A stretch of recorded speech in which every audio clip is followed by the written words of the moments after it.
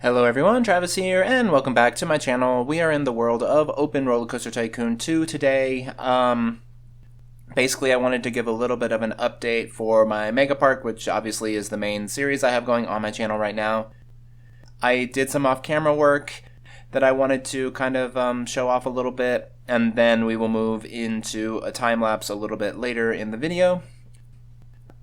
I really only did just some small detailing, which is why I didn't initially record it, because it was supposed to just be like some quick detail and fixes. But I was sort of like testing how the parking lot would work. These are some CSO cars that, you know, I found in my library of junk, but you know, it doesn't look like it doesn't look that great. Some of the textures are a little bit weird for these, so I may toy around with colors and using the different cars and whatever, and see what I can do with that.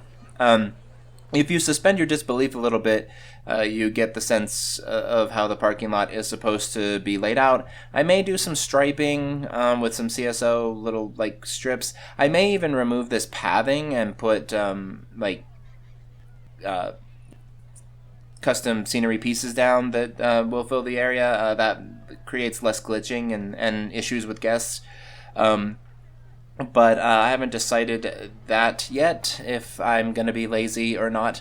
And then the other thing that I did is I worked a little bit in the boardwalk. I did this building, which the idea was that it was to match like the balloons and whatever, this kind of cartoony style, because I have a little bit of a mix of like that cartoon carnival kind of feel with this more, I don't know, like beachy sort of feel that I have in these like back facades, and so I'm trying to figure out the best way to blend those together. I think it looks okay, especially like if you consider when this area first started, it was like a third of the size, and I've just expanded it and expanded it and expanded it. This building, for example, needs to probably have some sort of back on it, so it like serves a function maybe, but it could just be for looks, but this is strictly, you know, decorative as a building, even though it's really big. But it's just meant to look like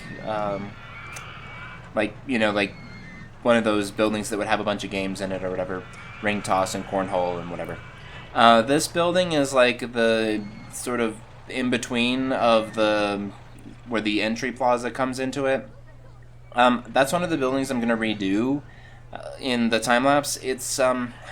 It's a nice looking building, like I like the shape of it and everything with the detailing and whatever. It's just a little bit too short. I think I need to bring it up 1 or 2 meters, and that should help it, because like in comparison to the buildings around it, like especially these two buildings, it's just so short, and it kind of stands out in a not good way.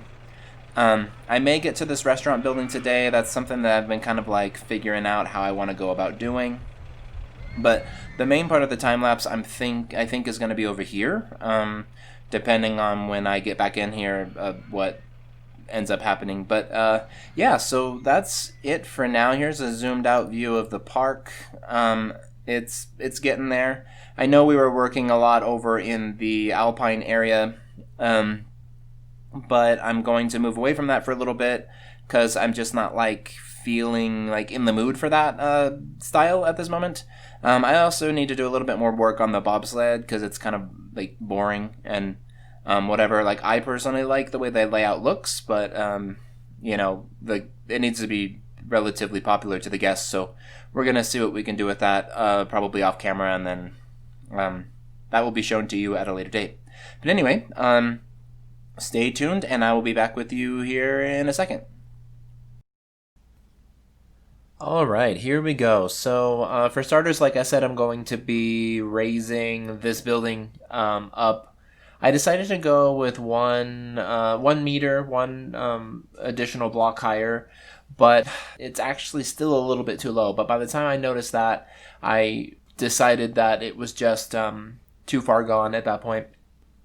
It does look a lot better. I think that it because it's intentionally supposed to be low. Like I wanted this building to be kind of like low and long and more or less flat to begin with, and the only real height to it to be that sort of middle tower, if you will.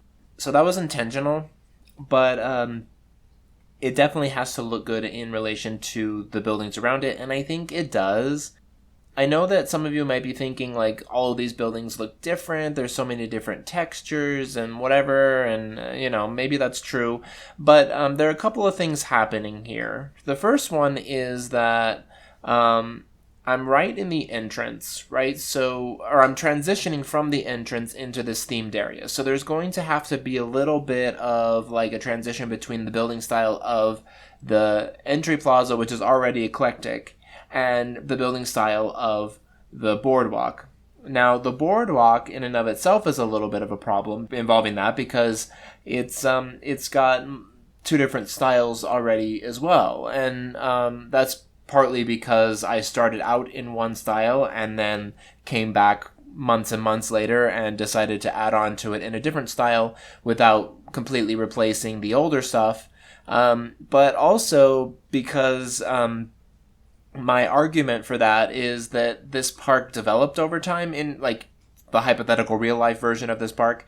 And so they added buildings based on what of it they had available to them at the time. And I would say that the older buildings were that more carnival style. And then as they've upgraded and updated throughout the years, they've added the more beachy, themed looking buildings. And you see that in parks like Six Flags and whatever, where they try to kind of like cheat the process of, of updating and upgrading by just, painting the older buildings a different color to sort of match, but then architecturally they're not like anywhere near the new style. And so, whatever. But also for the sake of me as a player in this game, I told myself a few episodes ago when I revisited this project that I wasn't going to remove all of the old jank. Like it would just, like it's already a long project. It's already something that I, don't stick with consistently. And so in order for me to get to a point where there will be a finish line, I need to move on from what's already there and fill in space as we go around. Speaking of filling in space, we actually are making some great progress in this park. It's kind of a huge map. It's right now I think 202 by 202, which is a lot smaller than it was originally. I mean, it was maximum size originally. And, I obviously intended to fill up as much of that as possible and fill in the edges with black tiling and whatever. But it's shrunk a little bit over time for the purposes of me like realizing how much space that is. Because, for example, my average park size is probably like 100 by 100 or 110 by 110, And so 100 by 100 is not half the size of this park. It's a quarter of the size of this park, because of how math works. It's a significant difference. It's, like 1,000 tiles versus 4,000 tiles or whatever. So, this is 4 times the size of my normal parks. And, probably 6 or 7 times like a challenge entry type park, which is what I'm most actively building these days. So, it's overwhelming. And especially when there's not a real clear defined theme, and there wasn't to begin with, it was supposed to be all generic, and that didn't last, 2 episodes, because I realized that in order for me to be able to finish this park, I had to break it up into themed areas so that I could, mentally prepare myself for the amount of work that is involved in it. Each themed area is kind of like a mini park in my mind, so that I can say I'm going to work in the Alpine area today, and because I'm not feeling the Western area, or I'm going to work on the water park, updating the water park today because I don't want to deal with roller coasters, or whatever the case. And so that's kind of where we're at with that. And so because of that, that's why we have this sort of collection of buildings. Actually, if you look at the screen in front of you now, because I've rambled right through it, I'm building the first of the two buildings that are going into this area. This is another transition area. So again, we're coming off of that entry plaza and going into what is the Wild West, kind of Old West area. And so I wanted this to be kind of a combination of both. Like if the two styles had a baby, that's what this corridor is. This building especially kind of turned out a little bit, I don't know, like it feels kind of beachy to me. Not in the traditional sense, but it just has kind of like that, like almost like a Miami kind of vibe. And so that's obviously not the hybrid theme I was going for, but I liked the way the building looked. And so I kept it.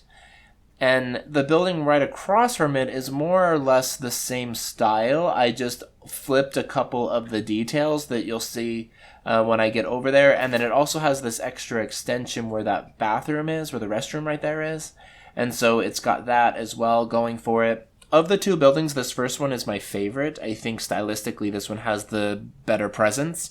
But at the end of the video, you'll see that the area does kind of turn out pretty nicely. And even afterwards, I went back off camera and added a few more trees and details and things, which I do to almost every area and will continue to do throughout the process of the development of this park in order to make sure that we stay more or less where we need to stay with things. But yeah, so I'm just detailing and getting ready to move on to the second building soon. You'll see I'm using some trim pieces. Obviously, the transition of this park, it's always been obviously a custom scenery heavy park, but if you notice the build style in the beginning compared to like the buildings I've been doing the last few episodes, it's like these are a lot more detailed, a lot like smaller in their scale as well. You know, I think originally when I started this series, like the idea of a mega park meant that everything had to be bigger, better, grander, you know, whatever. And I wasn't as much of a realism player back then. And I've said this before, I would say semi-realism is where I fall because I don't care too much about making sure that like layouts are 100% accurate to how the manufacturer would have designed it. And I don't pay as, I do add little like backstage things, but I don't like pay attention to how those would actually function in the way that I build them. I just sort of make them in a way that looks good to me. You know, I don't do a whole lot of like planning on how the areas are going to function in relation to each other and the rides that they service or buildings that they, are adjacent to and restaurants they're going to provide food for or whatever the case. I just say, this is a smoke pit for the people who work in this restaurant next door. Or, this is the warehouse where they store all their extra crap for these two rides because they're nearby.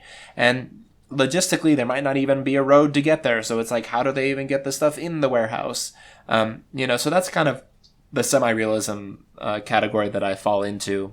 If I was doing full realism, obviously the roads leading up to everything would be completely accurate. They would have lights and turn lanes and, whatever else. And the loading bays would have actual docks for the trucks. And you would, maybe even see part of a truck in one of the bays or, whatever. I would maybe even go out of my way to add detailing to the interiors of buildings and what have you. And I just don't do that. I don't care to do that. Maybe in a future project when I'm working on a little bit of a smaller scale.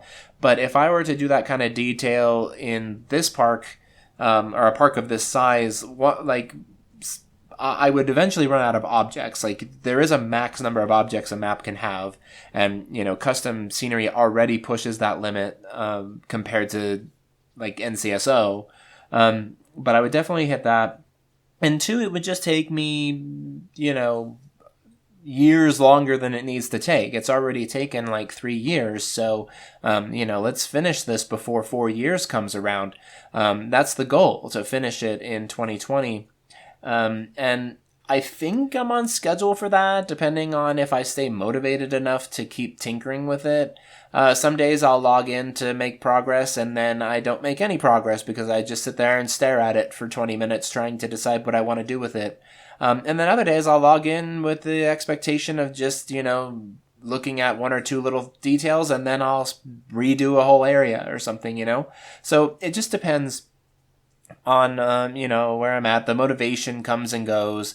I want to move on from this to other projects, and everybody always is like, you never finish anything, and the truth is that's not an unfair thing to say, because I haven't really finished anything recently.